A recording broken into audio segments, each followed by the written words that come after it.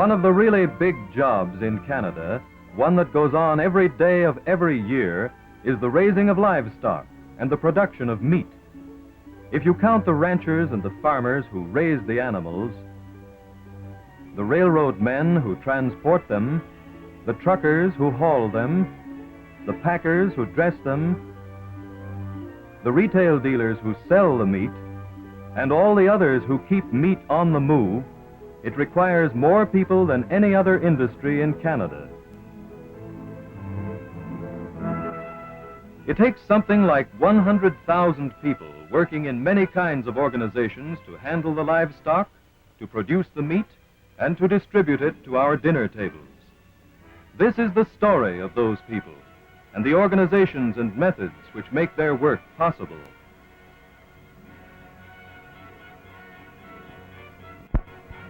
Beef from cattle raised on the open western range. Lamb from the western range and the feedlots throughout Canada. Veal from thousands of dairy farms. Pork from all kinds of farms everywhere in the country. All these must be brought to central points for marketing, then slaughtered and dressed, and the meat distributed throughout the whole Dominion, and the surplus exported to other countries. Almost all the meat we eat is one form or another of beef, pork, lamb, or veal. There is a separate story on each, but just to make this story simpler, let's take beef and see what it takes to transform a steer on the range into meat ready for a retail dealer.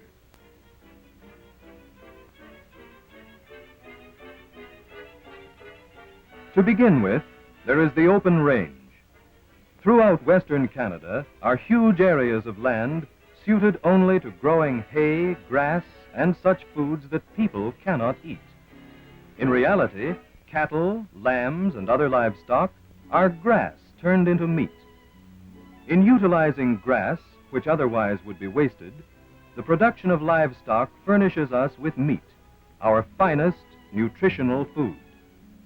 Through livestock, the majority of Canada's farmers and ranchers find the chief means of marketing their grass and forage crops, which otherwise would have no value as food for human use. Many of our meat animals are raised in these regions, often far removed from city, town, or railroad. Because the big livestock producing areas are located far from the larger centers of population, meat must travel an average of 1,000 miles before it reaches the consumer's dinner table. As each grazing season ends, the cattle are rounded up. Those ready for market are cut from the herds and started on their long trail to the railroad.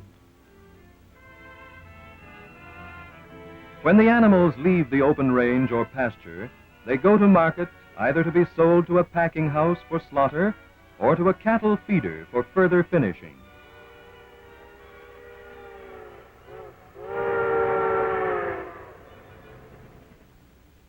Throughout the Dominion at strategic cities are located large stockyards.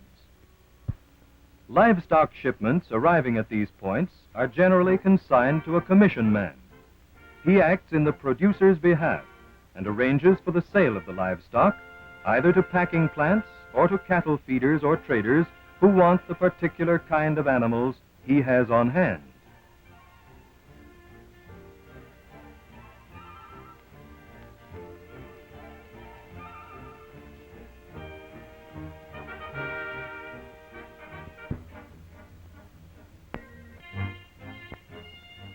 Some feeders take them with horns.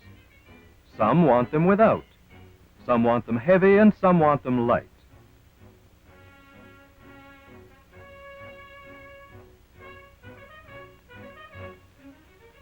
Still others give consideration to age or sex, or to the amount of feeding needed to get them ready for market.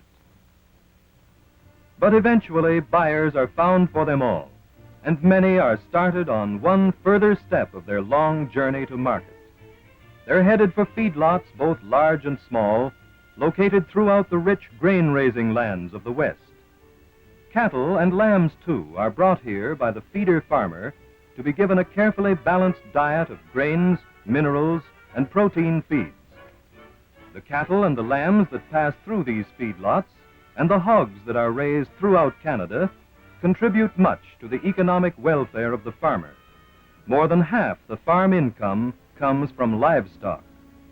It is here that they reach full maturity, and their flesh becomes tender and firm, and they acquire the quality and finish that will make top-grade meat and bring the farmer top prices for his animals.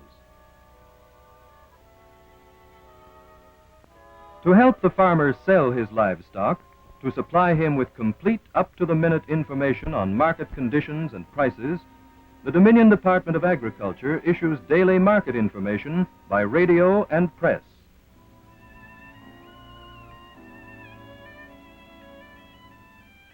Every farmer has access to every bit of information which may help him in making his all-important decision, the decision as to when to sell his livestock.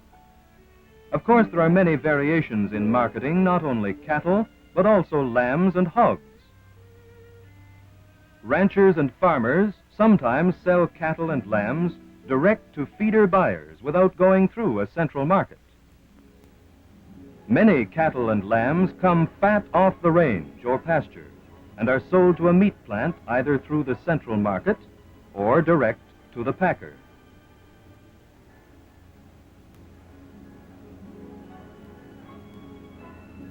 The livestock is usually trucked from the farm and is unloaded into pens. When the price is arrived at between the packing house buyer and the owner, the livestock is weighed and settlement made at the buying office.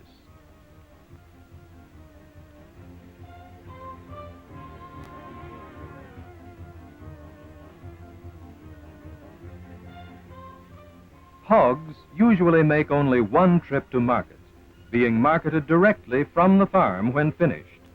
They may be sold through a commission agent at the stockyard,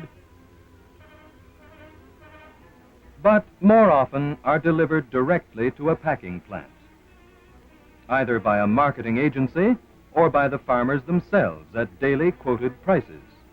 Unlike cattle, hogs are sold on a dressed weight and grade basis.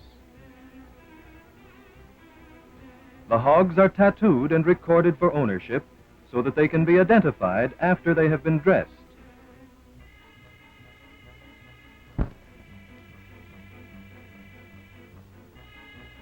Veal calves are largely a product of Canada's thousands of dairies. They also may be sent to the stockyards or sold direct to a packing plant. Some large, some small cities strategically located across Canada have both stockyards and packing houses devoted to livestock and meat preparation. These stockyards operate as clearing houses for all the transactions which take place between farmer, commission man, and packer. Near these yards are located the meat plants which draw their raw materials from the hundreds of pens. In these stockyards are men steeped in the tradition of the yards, grown up with it, having its own mannerisms, its own customs, and rich with its own local color.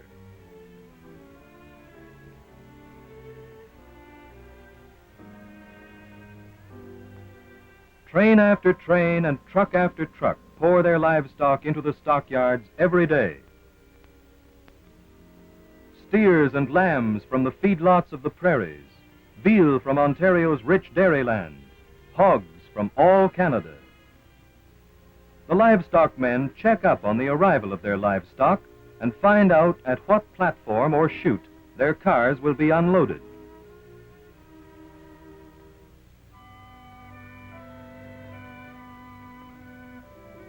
In the pens assigned to the various commission men, the cattle are fed and watered. Proper care and treatment of livestock is essential in preventing loss of weight.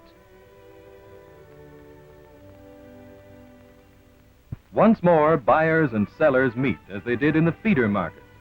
This time, the buyers represent packers, and again, the producer is represented by a commission man whose whole interest is in getting the highest price for his client's cattle. In most markets, there are buyers representing many meat plants. In the whole of Canada, there are about 200 packing plants, and a much larger number of local commercial slaughterers, all competing daily for the available supply of livestock. While it is true that all these concerns do not buy livestock or sell meat in every city, it is also true that none of them can operate without coming into close competition with numerous competitors.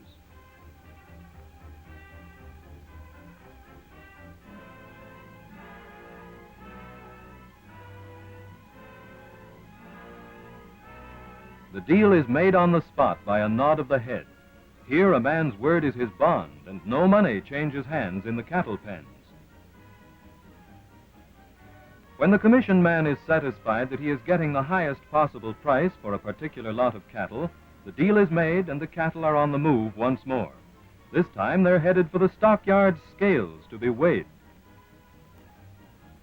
In the scale house, the weighmaster operates the large but delicate scales and keeps an accurate record. These scales are inspected frequently by the Department of Trade and Commerce. The weight of the cattle is stamped automatically on the weight ticket.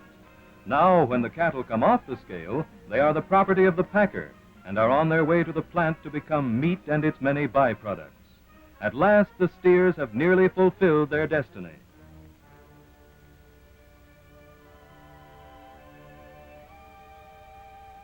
On the beef dressing floor, the dressed sides move slowly on overhead trolleys past the trimming and inspection stations.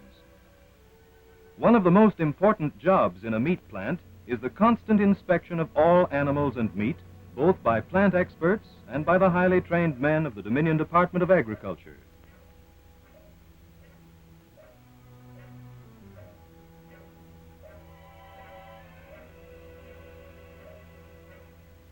After each side of beef is carefully scrubbed with a high-pressure water spray and wrapped in a protective cloth, it is taken to a chill room or cooler. Here, the temperature is kept just above freezing. It takes about 36 hours to chill the beef thoroughly and bring the meat to the temperature which will best preserve its freshness and flavor. From this point on, until the meat is sold over the counter, the temperature is never allowed to rise more than a few degrees.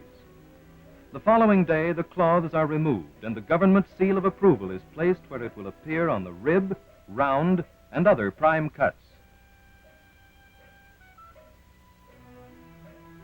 The government beef graders go down the line of carcasses and place the familiar government grade markings on the beef, a red stamp for choice red brand.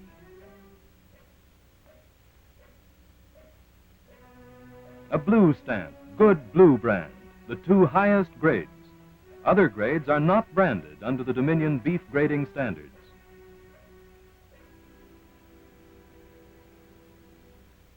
Lambs get the same treatment as beef, except that they are left whole and not separated into sides. Veal is handled somewhat differently. To protect the color and quality of the delicate meat, the hides are left on until just before shipment. Then the protective cloth is applied. On the pork line, the clean, scrubbed hogs are carried by continuous conveyors where experts perform the various tasks in order to prepare the carcass for further processing. A special type printomatic scale automatically prints the weight of each hog on a ticket, which is then attached to the carcass, assuring the producer of accurate weights for his hogs. Hogs, too, must pass the critical eye of the government inspector. This rigid inspection assures the purest of meat products prepared under most sanitary conditions. When the carcass has been thoroughly inspected, an official government stamp is put on each of the important cuts, guaranteeing the consumer that the meat he is buying is government approved. The last step in the marketing of hogs is that performed by the government grader. Here, each carcass is graded according to Department of Agriculture standards. Each producer's animals are identified by the tattoo marks. One portion of the ticket goes to the office to complete the settlement. The other portion remains on the carcass until shipped as identification. Then the pork sides go to the cooler and are held at a proper temperature in readiness for the cutting tables.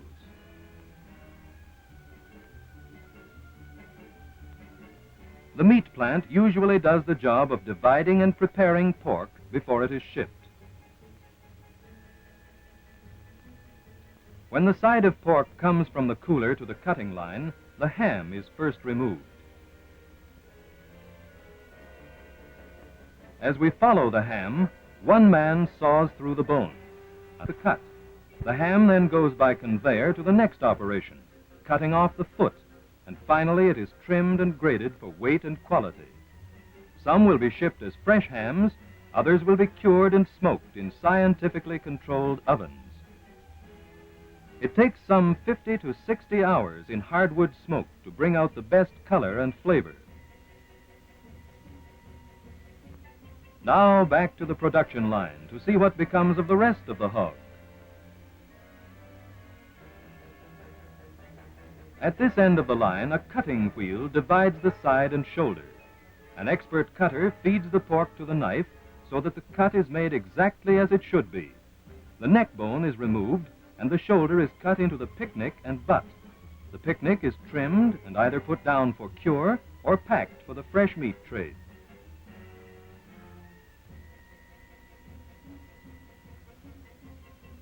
The back is separated from the side, which goes to a roller to be flattened to shape for easy handling.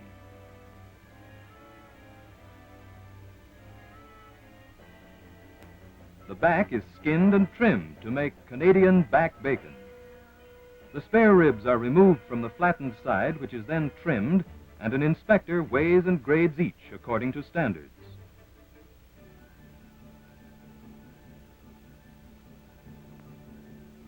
After curing for weeks in a carefully blended solution of salt, sugar, and other necessary ingredients, bacon sides are smoked over hardwood fires, just the same as hams.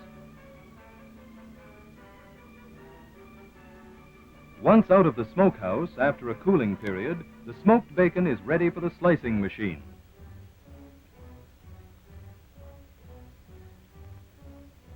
Here in Canada, we are familiar with two kinds of bacon, one from the side and the other from the back.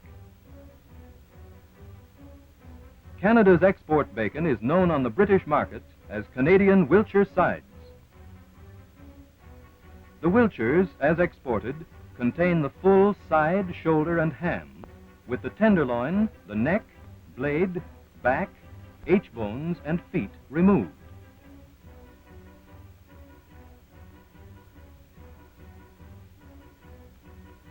They are specially cured, weighed, graded, and baled for overseas shipment.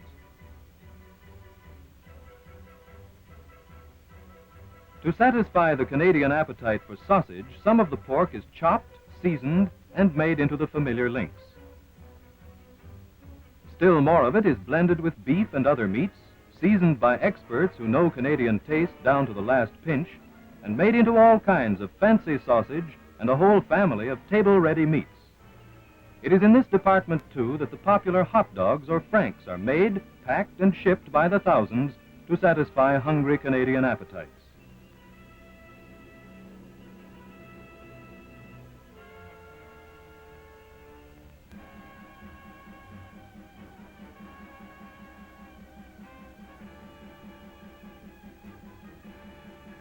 The pork fatbacks and trimmings used to make lard receive the same careful inspection as every other food product in the plant. Then they go into the great rendering kettles and come out of the filling machines into cartons and containers for shipment to retailers.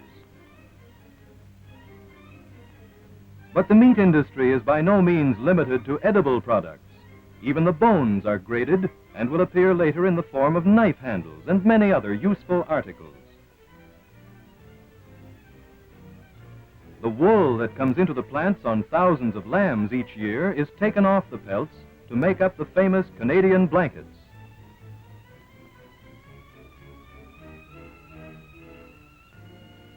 And the lamb skins, too, are carefully processed and graded for sale to the tanners. Hides and skins are cured and then bundled. Later, they will go to tanning companies and eventually, of course, will be used for shoes, saddles, or luggage. The meat packer's genius for developing useful articles like pharmaceuticals, adhesives, and others from materials once thought useless has always played an important part in the economics of the industry. Many times packers pay more for live animals than they realize from the sale of the meat. Byproducts usually pay for most of the operating expense. Byproducts are important to producers because the price they receive for their livestock is governed by what the meat packer can get for both the meat and the byproducts. So from the open ranges, from rolling meadows, from thousands upon thousands of farms and feedlots, livestock comes to the meat plants to be prepared for retail markets.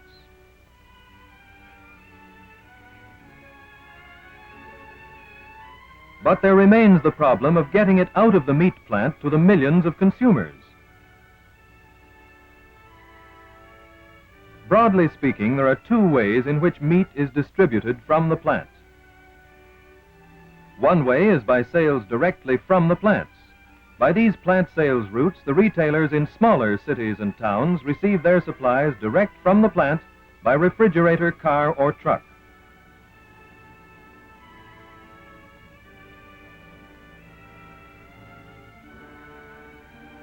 The other method of distribution is to retailers in large consuming areas.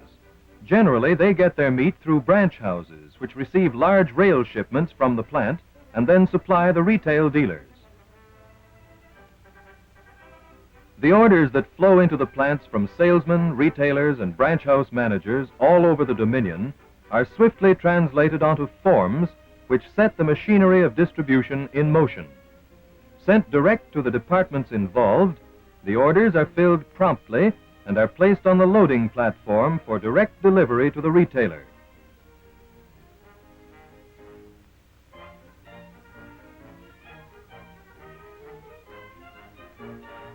The Dominion-wide distribution of meat through branch houses is handled much differently. At the central office, a group of experts have the unique and difficult job of matching the available meat supply at scattered packing plants to the demand from many branch houses. They also allocate refrigerator cars to make the needed shipments without lost motion or waste. The telephone and telegraph wires bring information on the meat available at each plant, as well as the orders from the company's branch houses. These must be fitted together in such a way as to make full use of all the meat on hand at the plants and supply the needs of all the branch house areas.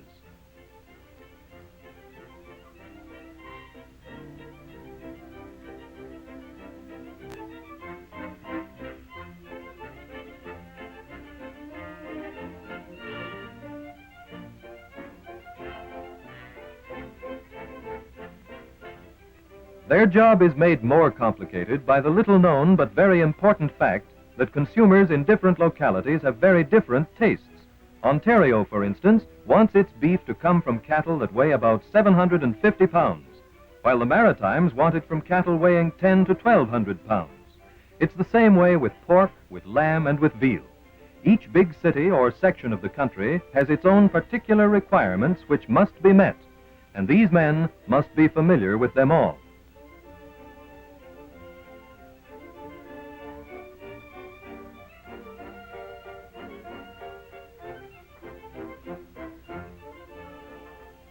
The bringing together of these two systems of marketing, branch house and direct sales from the plant, creates a distribution system of great economy and flexibility. Consumers in every part of the country can get exactly the type of product they want. The prices received by the producer for his meat animals, his dairy and poultry products, are not affected by an oversupply of these foods in any particular area. When these men have finished with their work and the day's supply and demand is translated into shipping orders, the telegraph goes into action again, and in some distant plant, men begin the work of loading an allotted refrigerator car with meat for some distant branch house. In the loading of the cars, the efficiency that is an indispensable part of any packing plant is evident. After the meat is hung from the roof, dairy, poultry, and other products are stacked on the floor until the car is loaded to capacity. This is typical of the economies by which the packer can maintain the small but necessary price spread between live animals and finished products, and still pay well for the animals and charge reasonably for his products.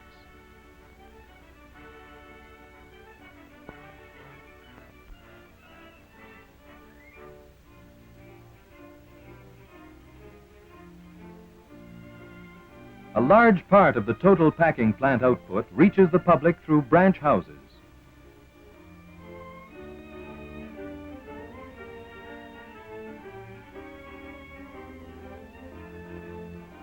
The branch house is as specialized and efficient an organization as is the packing plant itself. It is geared for quantity and speed. The meat, as well as the dairy and poultry products that roll into the branch house by the carload, must find a market and find it soon, for the products are perishable ones. One of the jobs of the branch house is to break down the beef quarters, lambs, the hogs, and veal into cuts that the retail store can use.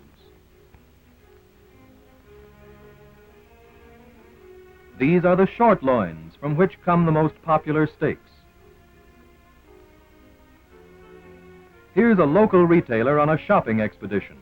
Often buying in person, retail dealers are good traders.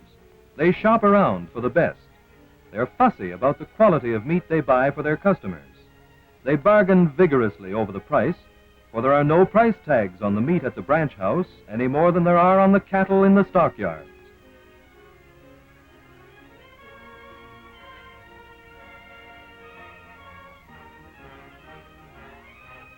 In the end, the salesman takes what the highest bidding retailers are willing to pay. Here, the price of the meat is affected by the same supply and demand influences which operate when the producer offers his livestock for sale.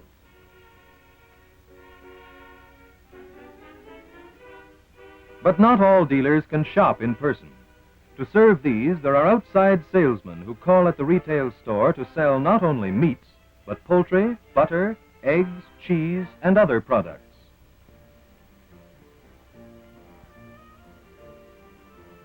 This practice of using the same facilities for handling and shipping many products is one of the reasons why the meat industry has reached such a high level of efficiency and economy in marketing and distribution. The meat business moves fast. It has to, for if the meat fails to reach the consumers fresh and attractive, it will certainly fail to command a price sufficient to maintain the small margin of profit the packers must have to operate and to pay the producer of livestock well enough to induce him to continue raising top-quality animals.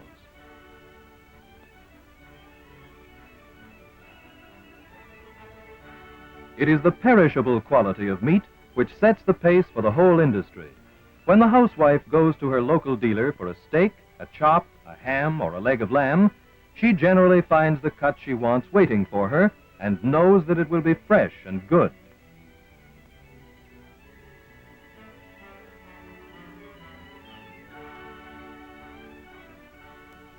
The meat industry is big enough and far-reaching at what she wants whenever she wants it.